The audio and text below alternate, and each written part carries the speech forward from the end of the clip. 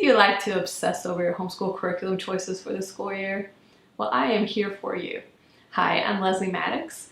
I am a Christian homeschool mom to 3 very active little boys, and today I'm going to share with you the curriculum choices I've made for my 5th grader. And I hope to share with you also the reasons that I made these choices for him. I think that's the most helpful thing. My goal is to help homeschool moms who are overwhelmed by homeschooling move from a place of surviving to thriving in homeschooling. And so I want to help you with that today by giving you the why behind our choices, because I think it's the why that's the most helpful and informative and can help you as you consider your homeschool choices. Okay, first of all, let's talk about morning work. For morning work in the past, I've had my son do some calendaring. Instead, we're just focusing on copy work. Right now, the only copy work that he's doing is for part of our religious studies. As a group, we're memorizing the books of the Bible in order, and so I'm having him do those as copy work because he learns best visually. Spoken word is his weakest way to learn, and that's how we do our group memory work, where they repeat after me. And he has grown a lot in learning through spoken word since we've done a lot of memorization that way over the years. But it's still the weakest method I can use to teach him. He learns much better visually with the written word in an interactive way. So that's why I have him doing copy work for memorizing the books of the Bible, the names of the books of the Bible in order. All right, so that's what he's doing for morning work. And then, speaking of Bible, for Bible this year, right now he's finishing up a devotional for boys that we started on this summer. It's just a short little devotional each day, and so I have him read that, copy the verse onto just a laminated sheet of paper that he hangs on his whiteboard. I have him do that. I used to have him write that in his journal, but trying to get my kids to do things in a way that, instead of like busy work, in a way that will actually help them or that they might do in their life. So writing out the verse and displaying it in front of, at his desk where he sees it during the day, kind of serves that purpose. So I'm having him do that right now. So he writes out the verse from the devotional, and then he writes in his little journal a prayer related to what that devotional was about. When he's done with that devotional, he's going to do the How to Study the Bible book for kids it's one of the precept books, Kay Arthur's organization. I chose that because my son is an interactive learner, meaning interacting with the information, and the way Kay Arthur's inductive Bible study approach is very interactive with the text. And so I'm hoping that will be a really good fit for my 5th grader. So we'll see if that works out well. Then after he's finished with that book, the How to Study the Bible book, we'll move on to one of our other kids' books. If not, we'll find something else. But that's what we're going to try for Bible. For reading, I'm going to have him do one of Confessions of a Homeschooler's, Erica, Confessions of a Homeschooler is one of her literature unit studies. He loves lap books. That's why I chose Erica's literature unit studies. And so I let him choose which one he wanted to do. He chose Charlie and the Chocolate Factory, which I knew he would because this kid loves candy. And so he'll be reading like a chapter a day for that. I told him he could read more if he wanted to, but I'm just requiring a chapter a day. If he needs to do one of the mini books for the lap book that day, then he'll need to do that. There's some worksheets like predictions and that kind of thing to do. So that's what we're going to do, and just taking it slow. If this works out well for him, then I'll have him choose another book, maybe suggest Huckleberry Finn to him or Tom Sawyer or something like that. And we'll just continue on that way. So that's my plan for literature reading for my 5th grader this year. For handwriting, he still needs practice with cursive writing. He's doing really well with it, but it's still not second nature to him. And so we're continuing to practice that. So he's using cursive writing practice, jokes and riddles. I have a review about that little workbook, which I'll link down below. He loves it because this kid loves jokes and riddles so much. So he loves it. I just have him do half a page a day, and we'll continue with that. For spelling, we're using Spelling Power. We've been using All About Spelling. That worked out pretty well for him. I found a way of using it that worked out well for us, but it didn't work out for my second grader, and so I went looking for another spelling curriculum for him, came across Spelling Power, and I realized that I could adapt it to use Spelling Power the way that I've been using All About Spelling. Now, Spelling Power in the book, they highly discourage changing their method of doing it, and so for these first couple of weeks that we've been homeschooling, I've been using their method, and I thought, well, you know, maybe I need to do it that way. But I see that I'm going to need to change it. It's just not working out for us. I think we can do better. I feel like my kids need a little more practice with the practice words than they're giving, and really doing like daily spelling tests with 2 kids, it's just not working out for me. So I think I'm going to adapt it. I decided to use Spelling Power with my oldest because since I was buying the book anyway for my second grader, and this supposedly is like the only book you need for like up to adulthood. Since I was already buying it, I thought, well, I might as well use it I can adapt it, customize it to use with my oldest, and instead of buying another level of All About Spelling, kind of save a little bit of money that way and still learn. So I'm happy with that decision, and I think that we can make Spelling Power work out really well for us, but we're still in the stage of figuring it out and realize I need to customize it to work well for our family. So that's what we're doing for spelling. We're using Spelling Power. I'm also using Explode the Code online with my oldest, somewhat as review of spelling stuff that he's learned in the past. The online version of it, it kind of tests them to see what they know, what they need more practice with, and what they don't need more practice with, and it moves them on. So that's what I'm doing with him. Like once a week, like on Fridays usually, I have him do 10 or 15 minutes of Explode the Code online and something completely independent for him, and gives him a lot of review about spelling concepts in a different way than we're covering spelling, you know, during the week. And I like that. I like covering the same thing in different ways. I feel like it stretches their minds and helps them to retain and understand what they've learned better and more completely. So once a week he's doing Explode the Code online. For writing, we're continuing with IEW Student Writing Intensive Level A. We've been doing that since last year, and he's near the end of it. We didn't quite finish it last year, so we're continuing with it this year. He's at the point now of learning how to do report writing, which I'm excited about because I feel like that's going to open a lot of doors for learning for him, and so yeah, I'm excited about that. When he's done with this level, which may be before Christmas, I'm going to have him use All Things Fun and Fascinating again from IEW before moving on to their continuation student writing intensive. And so that's my plan for writing. IEW's, the student writing intensive, I found is a really good writing program, even for my student who hated the idea of writing anything. It became excellent when I customized it for him, which I did need to do to provide some graphic organizers and checklists. They do have checklists as part of the program, but they, you know, my son needed a little bit more structure as far as the checklists go. So just the way he learns, and so I've done that for him, and it's made it like an excellent program for him. I'm really glad I found it. It's one of those choices last year that I was nervous about and ended up being a great choice. For grammar, we're also continuing with IEW's Fix It Grammar. This year he's doing Robin Hood. It's another one that's a very good curriculum, especially for a student like my son who's an interactive learner, needs to interact with the information, and that's what Fix It Grammar is. They do 1 sentence a day, and they have to edit it based on what they've been learning, the grammar concepts they've been learning.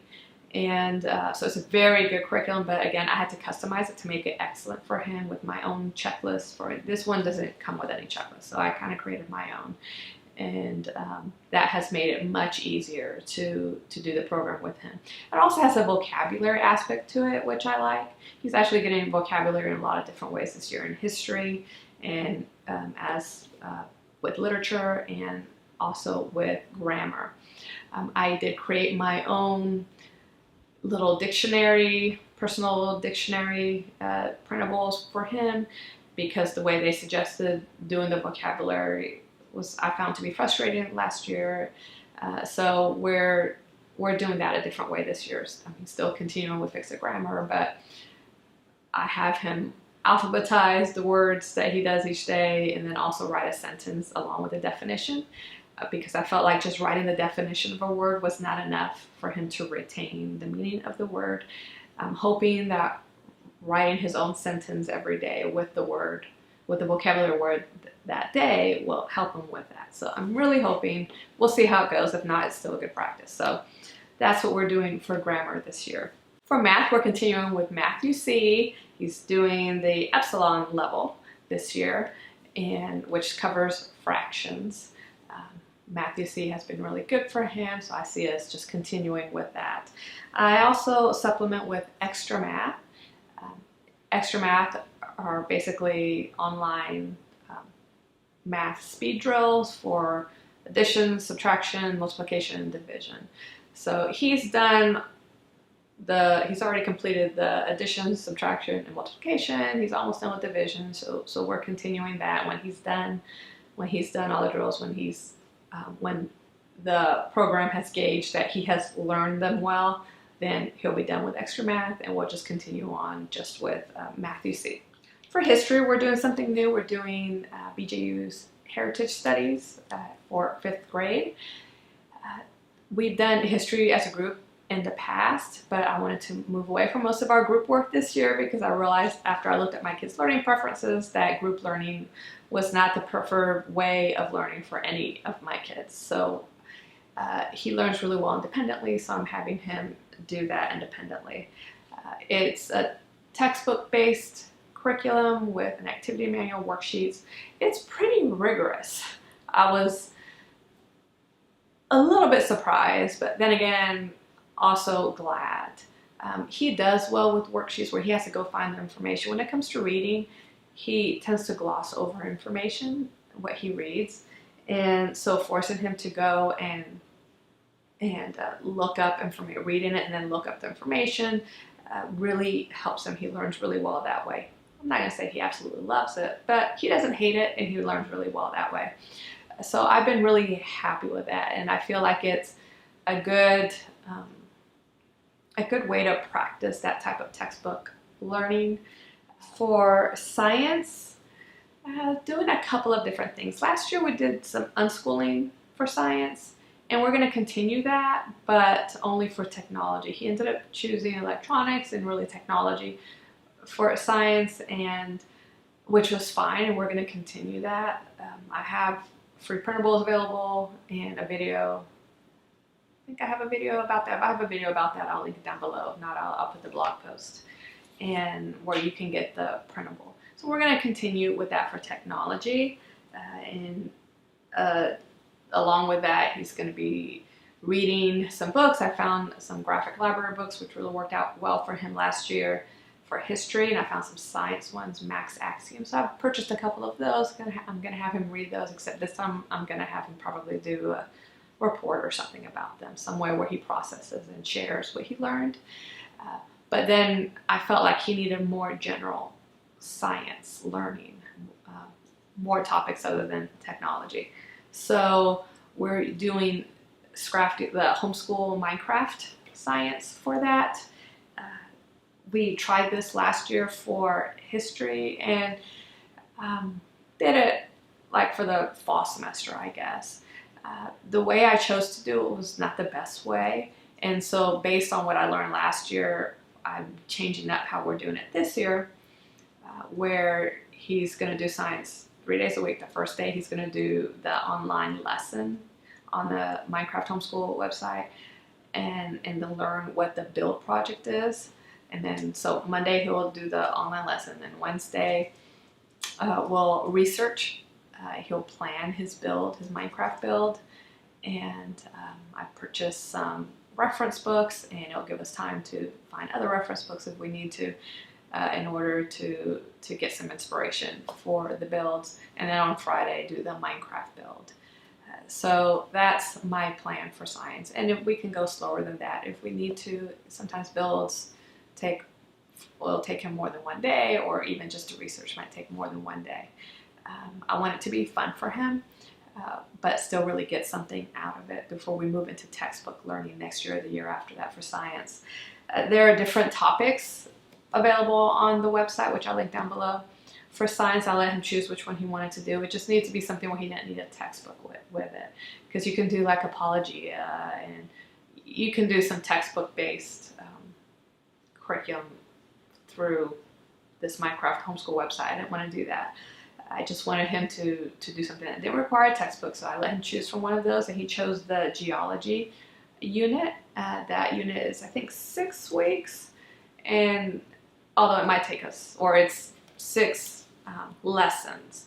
And so I have it planned out for 6 weeks. It might take longer, but whenever he finishes that, based on how well that went, I may have him choose another topic to study through the website. So we'll see how that goes. If it doesn't work out, or if it becomes frustrating, that's what happened last year. It required so much, he needed so much help with it, and coming up with ideas for builds and researching it. If that happens again, I may move on to something else after Christmas. So we'll just see. I'm hoping that works out for him though, because one of his delights is Minecraft. He loves Minecraft and building in Minecraft, and he learns really well that way. So I'm really going to try to make this work for him. Okay, for technology also, besides doing some snap circuits and Max Axiom books and all, we're going to continue with coding. Last year he did learn coding in Scratch. This year we're moving on to Python. And again, we're going to see how that goes. Scratch is a programming language, it's block-based, and you just kind of snap blocks together. Each block represents code. And when they snap those blocks together and change some variables and all, you can create a lot of things, a lot of little video game type things, programs with them. So he really loved that. Python is moving on to like a real programming, that block-based programming. That Scratch was created for kids to teach them programming concepts, and then Python is like real programming, where it's text-based, which will be very different for him. And so I don't know how it's going to go, if he's going to like it as much.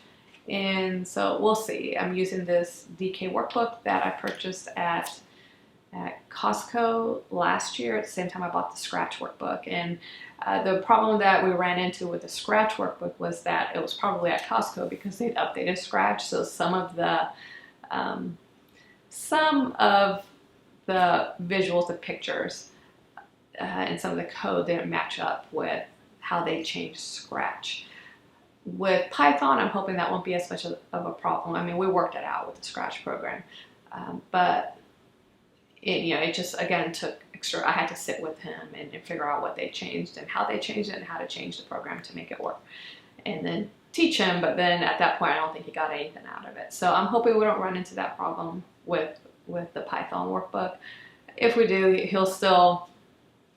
I'll still get an idea of whether programming is something that he really wants to do. You kind of have to have the personality for it. I made a living as a software developer. I'm a computer engineer, and so I spent 13 years in the computer industry, and most of that time I was a software engineer. I worked as a software engineer. So you kind of have to have the personality for it, because it's a lot of in your head type work, and I don't know if that's going to interest him. I think he's perfectly capable of doing it. I just don't know that he's going to be interested enough, at least at this age, to do it. So we'll see, but we're going to start with that Python workbook soon. For typing, he's going to continue practicing typing with Typing Instructor. And that's how he learned how to type. And actually last year I didn't even have it scheduled for him because he spent, I guess, second grade and third grade. I had him working in typing instructor, and he became a pretty good typist. And then last year, instead of putting typing in as part of his weekly or daily or weekly work, I just had him type the final drafts of his writing projects, and that was just maybe once or twice a week, sometimes every other week. And toward the end of the year, he came to me and said, "Mommy, I need more practice with typing." Like he said, he was struggling, and I was so proud of him for identifying that he was having trouble with typing and that he needed more practice, kind of taking control of his education that way, which is what I wanted. And he told me, "I need more practice. I need to do that typing program again." And so that surprised me too, because I was adding on to his work. But he actually really likes typing instructors, got a lot of games in it, and so he likes that. But I'm going to continue having him type up maybe every other writing project, typing that up instead of writing it out. And then when he's not typing it, I'll have him write it in cursive to practice his cursive handwriting more. But in addition to that, he'll be doing typing instructor and kind of beef up his typing skills and his speed that way. For Spanish is something that we tried to do as a group last year, but again, the group learning doesn't really go really well in our homeschool. So I gave it a rest. We're using Flipflops Spanish, which I think is a great Spanish curriculum, and I wanted to find a way to use it with my oldest this year where it was independent work, not so much one-on-one, and especially since I knew learning a new language would be difficult for him because he doesn't learn very well through the spoken word. He learns much better visually or in an interactive way, and with the written word, even though the written word is still weak for him.